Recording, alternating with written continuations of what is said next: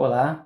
Seguindo aqui nos elementos do plano de aula, temos os conteúdos musicais. Eu sempre gosto de especificar conteúdo musical, porque na realidade a nossa aula é de música. Nos planos de educação em geral, isso aparece somente o conteúdo. E o termo aqui, conteúdo musical, eu gosto de utilizar porque a nossa aula precisa desenvolver aspectos musicais. E às vezes, o estagiário, quando está elaborando a sua aula de estágio, ele até cria um objetivo interessante, cria um objetivo bem construído, mas às vezes aquele objetivo ele não é específico de um professor de música. Aquele objetivo pode ser trabalhado com um professor de português, uma letra da música, por exemplo, pode ser trabalhado por um outro profissional que não necessariamente o de música. Então, a gente precisa dar prioridade aos conteúdos musicais. Então a gente vai dar aula de música, do instrumento tal, preferencialmente vamos trabalhar aquilo que é exclusivo daquele aluno, daquele instrumento, ainda que em outros momentos a gente trabalhe outras coisas paralelas, mas explicitamente precisam estar os conteúdos musicais. Outra coisa que acontece é que muitos estagiários, quando estão formulando o seu plano de aula, ele não consegue amarrar, por exemplo, os conteúdos musicais com o objetivo. No início do estágio, a gente vê que alguns problemas acontecem no sentido de que o aluno propõe um objetivo, quando você vai olhar lá nos conteúdos, ele citou outros conteúdos. E isso também é um problema, porque todos esses conteúdos que estarão relatados, discriminados no seu plano, não são simplesmente para dizer que você está trabalhando aquele assunto. Não, aquele assunto ele vai auxiliar na compreensão do aluno para que aquele objetivo proposto de fato seja alcançado, ok? Eu trouxe aqui alguns exemplos de conteúdos, são vários exemplos e, obviamente, não esgotei o assunto, eu coloquei simplesmente como exemplo mesmo, porque muitos alunos, eles também fazem uma confusão na hora de colocar os conteúdos nos seus planos. Alguns alunos explicam o que vai acontecer e esse local não é para isso. O conteúdo, observe que ele é algo muito direto, uma palavra, 2 ou 3 palavras que se consiga entender que o assunto que você está trabalhando ali, mas a explicação de todos esses, com todos os detalhes, acontecerão lá nos procedimentos metodológicos. Observe que cada item do plano ele tem a sua função. Cada item, apesar de dialogar com os outros, mas são específicos de cada item e é isso que a gente precisa se atentar. Então, dos exemplos de conteúdos musicais aqui que eu relacionei, por exemplo, escala de Fá maior. Então, o professor, por exemplo, quer trabalhar com seu aluno de violão, uma escala maior, e ele seleciona aqui a de Fá. Observe que são 2 conteúdos diferentes, apesar de Ré menor ser o relativo de Fá maior e vice-versa, mas na hora de você citar os conteúdos, ainda que você trabalhe os 2, você precisa especificar lá, conteúdo 1, escala de Fá maior, conteúdo 2, escala de Ré menor, porque são diferentes, são assuntos diferentes, né? A escala maior tem a sua estrutura, a escala menor tem uma outra estrutura, dividindo-se em harmônica, em melódica, em natural. Então é por isso que ele especifica e coloca de forma bem direta aqui. O outro conteúdo, leitura à primeira vista. Então, esse conteúdo é bem especificado. Aqui o aluno não precisa colocar, o estagiário não precisa colocar leitura à primeira vista da peça tal, do método tal, não. Simplesmente o conteúdo, o assunto é esse, leitura à primeira vista. Outro conteúdo eu coloquei aqui, o manuseio das baquetas. Você lê esse conteúdo, você subentende que o professor de percussão, de bateria, ele vai trabalhar esse assunto, esse conteúdo. O outro também, pessoal da área de bateria, de percussão, padrão rítmico do baião, ou ele quer trabalhar naquela aula o padrão rítmico do shot. Observem que a gente especifica também, porque se ele colocasse aqui de conteúdo só padrão rítmico, fica um tanto vago também, ainda que ele explique isso lá nos procedimentos, e aí vai dar clareza, mas se puder, nesse caso aqui, ser mais direto, melhor. Então, um exemplo, o professor quer trabalhar a bossa nova, então ele vai colocar padrão rítmico da bossa nova. Outro conteúdo aqui, escala cromática, execução musical também é um conteúdo que você pode citar quando estiver elaborando os seus objetivos. Um outro conteúdo muito importante, sonoridade. Dentro desse conteúdo, sonoridade, vários objetivos podem ser propostos. Observem aqui que quando a gente monta, né, voltando lá no tópico do objetivo, a gente propõe aquele objetivo e existem conteúdos que darão suporte àquele objetivo. Agora, quando a gente olha no conteúdo, tem também possibilidades distintas de trabalhar diversos objetivos. Tudo depende do que você propõe para a sua aula. Dentro da sonoridade, você pode trabalhar, por exemplo, dinâmica, você pode trabalhar também timbre no instrumento. Então, de acordo com o objetivo que você propôs, um conteúdo ele serve para vários objetivos.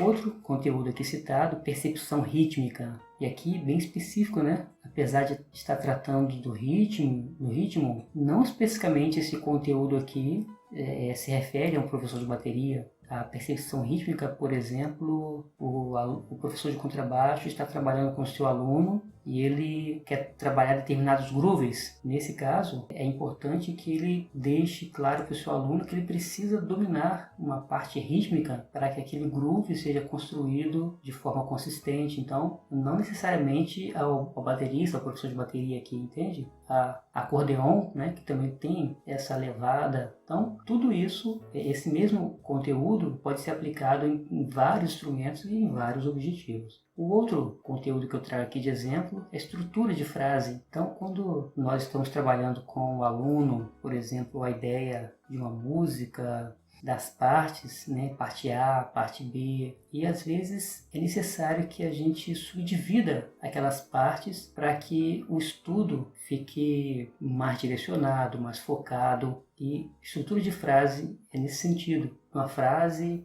de um trecho da parte A, outra frase, um trecho da parte B e assim por diante. Temos aqui do lado direito um outro conteúdo, primeira posição. Então, no caso aqui, professores de violão que trabalham várias posições. Então, primeira ou segunda é um objetivo que o professor vai tratar. E ele pode, por exemplo, especificar. Naquela aula ele quer trabalhar a primeira posição somente. Numa outra aula ele quer trabalhar a segunda posição. Entende que são conteúdos diferentes, ainda que eles sejam similares.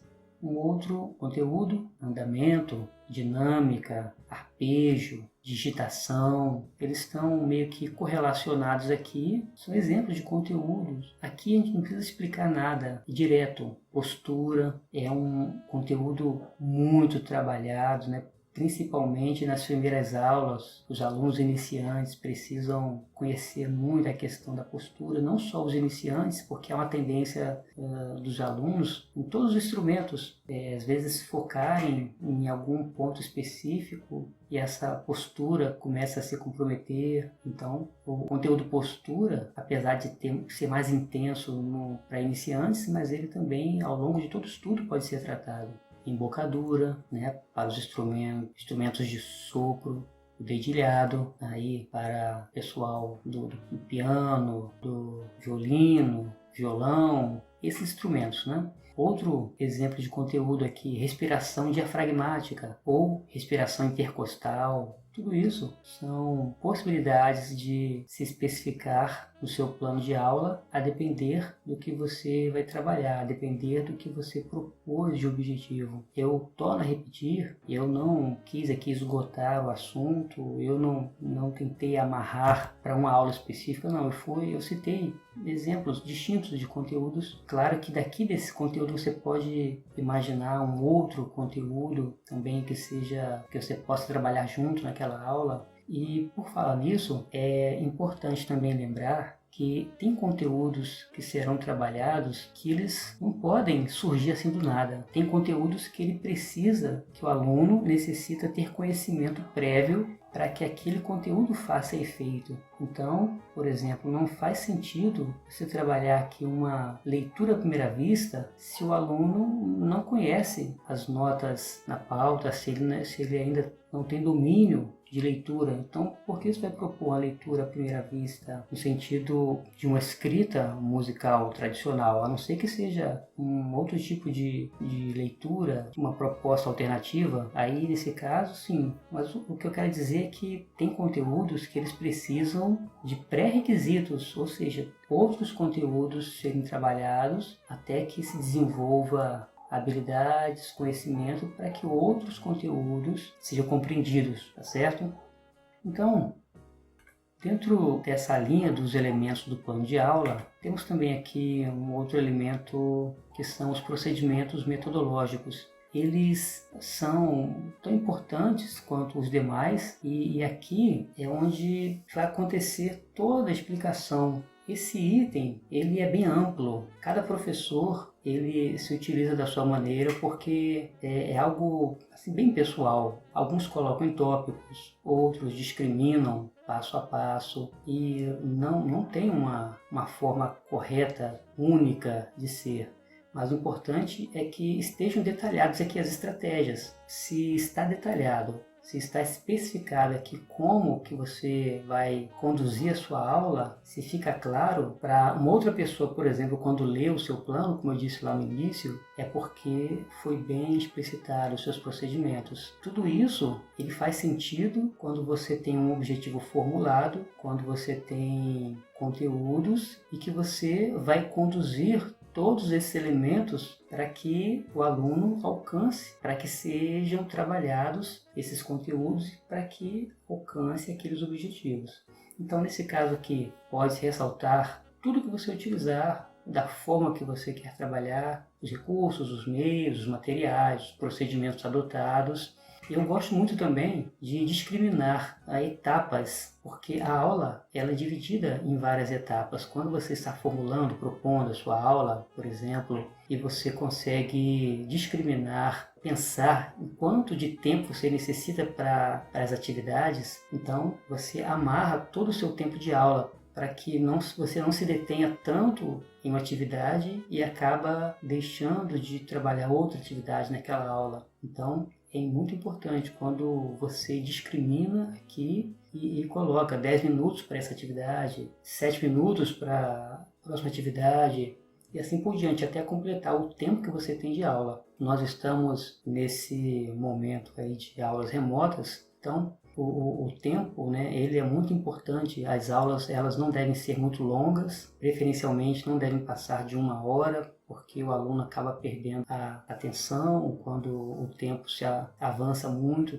Então é necessário ser bem objetivo. Então quando você discrimina aqui em cada atividade, quantidade de tempo que você vai distribuir, o que você vai precisar para aquela atividade, você terá mais produtividade, você aproveitará de maneira melhor a sua aula. Então eu trouxe aqui um exemplo de um procedimento metodológico. Não quer dizer que tem que ser exatamente dessa forma, mas muitos alunos, muitos estagiários, ele tem dúvida, né, de como ele inicia, como que ele faz um procedimento, como não tem ideia, né, especificamente da nossa área de música. A gente encontra às vezes exemplos de outras disciplinas, de outras áreas, mas no nosso caso aqui de música, eu trouxe esse exemplo que eu achei bem bacana. Então, de cara, vocês conseguem perceber aqui na tela que esse professor dividiu em etapas a sua aula e ele especificou aqui quantos minutos ele vai se deter em cada uma dessas atividades. Foram 5 partes, né, que ele dividiu a sua aula, pelo que ele colocou aqui, e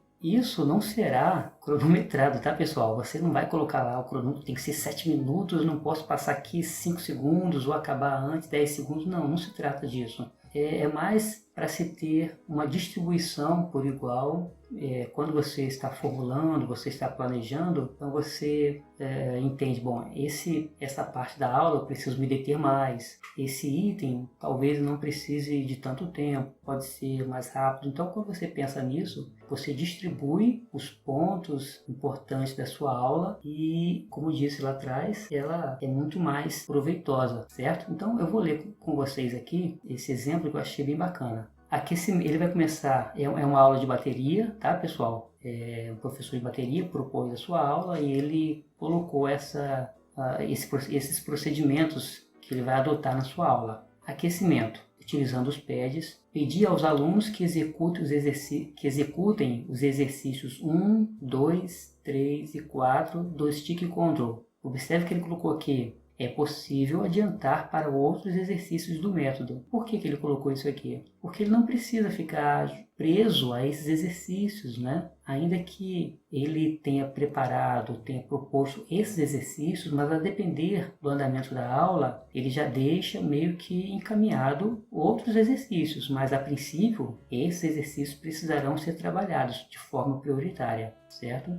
Então, esse aquecimento com esses exercícios até que estejam com a musculatura aquecida. E ele colocou aqui 7 minutos para aquecer. Então, dentro desse período, ele tem essas opções aqui, ó, de exercícios com esse método específico. Observem que esses itens ajudam o professor já previamente a idealizar, ajuda o professor a se preparar melhor para possíveis acontecimentos. Então, o próximo ponto, após o aquecimento, ele pretende levar seus alunos à bateria, especificamente porque observe que ele começou utilizando os pads. Agora, ele vai conduzir os alunos à bateria, ao instrumento e iniciar as orientações. Que orientações são essas? Aí ele especificou aqui, olha, ele pretende trabalhar a postura, baquetas, os pedais. Então, certamente ele vai orientar os seus alunos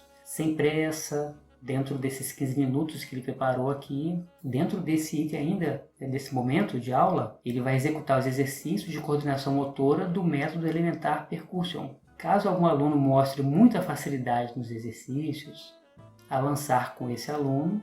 Então, entenda que ele deixou aqui possibilidades, ele não se deteve somente a isso, mas ele está pensando naqueles alunos que podem dominar facilmente aquilo que ele propôs e ele não vai segurar o aluno. Se o aluno demonstra condições de avançar, ele vai avançar no assunto. Então, ele especificou aqui, olha, que a aula possui 2 alunos com níveis equivalentes. Então, isso também ajuda, porque nas aulas em grupo, é possível que apareçam alunos com níveis diferentes e aí a estrutura da aula será outra, né? Você precisará pensar maneiras distintas para trabalhar aqueles alunos que têm níveis diferentes de conhecimento, de domínio. Bom seria, né? Se todas as classes que nós tivéssemos fossem com alunos do mesmo nível de conhecimento, alunos com equivalência, mas a prática ela não acontece assim. Nesse caso, aconteceu, né, desse professor. Então, seguindo aqui, após a atividade de coordenação motora, executar os rudimentos estudados na aula anterior, e ele cita, né, que foram utilizados paradiddles, o toque simples, o toque duplo, toque triplo, e ele vai executar, ele vai relembrar isso, né, do que foi trabalhado na aula anterior e vai trazer para essa aula. E aí ele destrincha aqui como que ele vai fazer isso. Olha, após a execução dos paradiddles, distribuir alguns rudimentos em todos os tambores e pratos da bateria. Perceberam que a aula dele está toda amarrada, que ele pensa nas possibilidades, que existe um passo a passo a seguir, que as atividades não estão soltas, ele não vai fazendo, criando do nada. Tem uma sequência e isso é muito proveitoso para o aluno, é produtivo, isso ajuda a distribuir e a ganhar melhor o tempo e ir num nível crescente. Para encerrar a aula, faremos uma atividade para melhorar o controle das baquetas e aí ele vai utilizar o mesmo método que ele começou, olha, Stick Control, ele reservou aqui 13 minutos para fazer isso. Como que é? Ao invés de utilizar os pads, ele vai utilizar a bateria para executar os exercícios do Stick Control. Então, ele iniciou com os pads. E agora, não mais ele vai utilizar os pads aqui. Ele, apesar de utilizar o mesmo método, mas ele vai utilizar o próprio instrumento com seus alunos. E aí, por fim, a aula dele, ele reservou o momento para que os alunos utilizem qualquer parte da bateria para executar os ritmos do Stick Control. Ele pretende deixar os alunos livres, se improvisando, se divertindo, criando, nesse finalzinho da aula.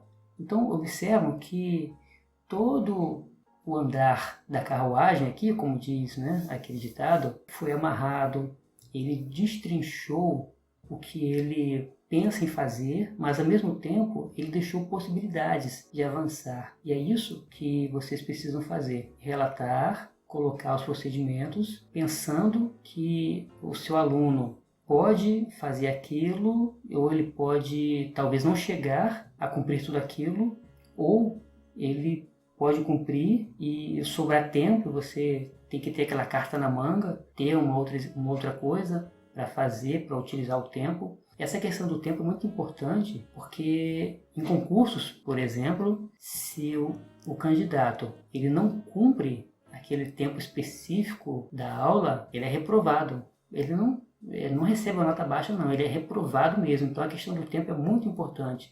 Se são 60 minutos, você vai planejar uma aula para 60 minutos. Se são 45 minutos, você planeja para 45 minutos. Sempre tendo aquela carta na manga, caso sobre tempo, para você fazer uma atividade, e também para que você não proponha muita coisa e no final das contas você trabalhe só 1 ou 2 itens e deixe de fazer tantas outras porque você não dividiu bem a sua aula.